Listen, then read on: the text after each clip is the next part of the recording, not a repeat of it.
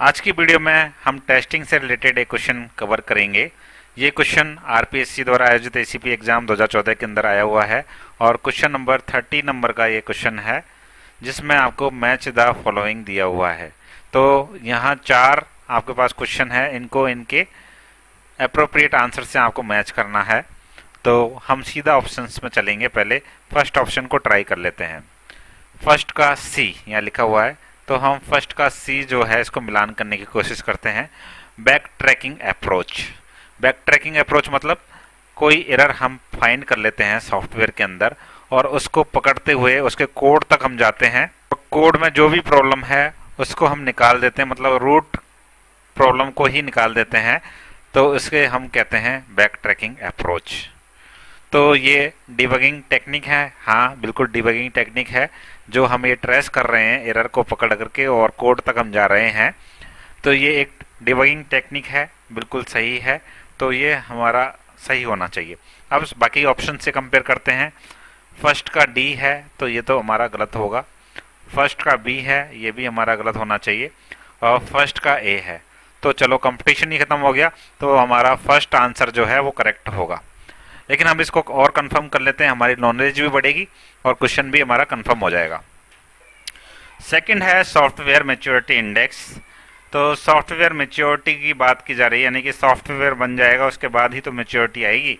तो मैच्योरिटी का जो मीनिंग है, क्या ब्लैक बॉक्स से है, वाइट बॉक्स से है, डिबगिंग टेक्निक से है, मेंटेनेंस टेक्निक से है। तो ये थोड़ा मेंटेनेंस टेक्निक से मैच हो रहा है। मैं सेकंड का डी मान के चल रहा हूँ।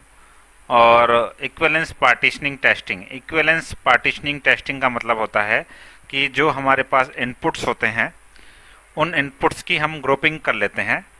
ग्रुपिंग्स मतलब जो भी इनपुट हमारे पास, जितने भी तरह के इनपुट्स अवेलेबल है उनको हम डिवाइड कर लेते हैं ग्रुपिंग्स में, उनके ग्रुप बना लेते हैं, कैटेगरी बना लेते हैं। और फिर एक एक ग्रुप में से एक एक इनपुट उठा करके हम चेक करते हैं कि सही आउटपुट आ रहा है या नहीं आ रहा है। अगर ये इनपुट हम देंगे तो हमारा आउटपुट सही आ रहा है या नहीं आ रहा। तो ये ब्लैक बॉक्स टेस्टिंग से जुड़ा हुआ है, ये कंफर्म है। Control structure testing. Control structure testing का मतलब हो गया कि सारी की सारी टेस्टिंग हमको करनी है, सारे पूरे कोड की, पूरे स्ट्रक्चर की हमें टेस्टिंग करनी है। जैसे आपके लूप कंडीशंस है, स्टेटमेंट हैं, डिसीजन मेकिंग स्टेटमेंट्स हैं, वो सब आपको चेक करने हैं। तो ये हमारा वाइट बॉक्स टेस्टिंग से रिलेटेड है। तो ये जो आंसर है फर्स्ट वाला, ये कंफर्म आंसर है और इसको हम डिटेल में थोड़ा और जान लेते हैं। तो फर्स्ट ऑप्शन के अंदर हमने देखा बैक ट्रैकिंग अप्रोच। मैंने बताया था आपको, जब कोई एरर हम पकड़ते हैं और कोड के पीछे के हिस्सों को ट्रेस करते हुए रूट कॉज तक पहुंचते हैं, इसे हम बैक ट्रैकिंग कहते हैं। और यह एक डिबगिंग टेक्निक है जो हम आगे जान चुके हैं। नेक्स्ट है सॉफ्टवेयर मैच्योरिटी इंडेक्स, जो कि मेंटेनेंस मैट्रिक्स से जुड़ा हुआ है। ये इंडेक्स सॉफ्टवेयर की स्टेबिलिटी और मेंटेनेबिलिटी दोनों को दर्शाता है, यानी कि सॉफ्टवेयर कितना मैच्योर है, फ्यूचर में उसे मेंटेन करना कितना आसान रहेगा, ये हमारा सॉफ्टवेयर मैच्योरिटी इंडेक्स हमें बताता है।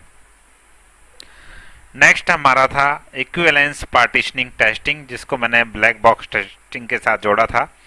इसमें इनपुट डेटा को अलग अलग पार्टीशंस में डिवाइड किया जाता है और हर एक ग्रुप से एक वैल्यू लेकर टेस्ट किया जाता है। यह एक typical black box testing technique है, क्योंकि टेस्टर को अंदर का कोड नहीं दिखता। तो ब्लैक बॉक्स टेस्टिंग के अंदर तो टेस्टर को कोड कभी दिखता ही नहीं है। टेस्टर केवल ये चेक करता है कि इनपुट जो हम दे रहे हैं उससे सही आउटपुट आ रहा है या नहीं।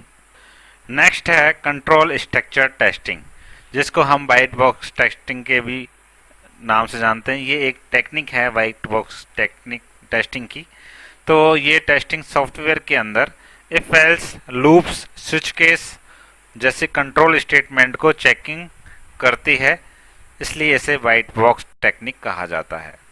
तो आई होप आपको क्वेश्चन अच्छे से समझ में आया होगा और इसका जो आंसर है नंबर 1 क्यों है, ये भी आपको अच्छे से समझ में आ गया होगा। Thank you.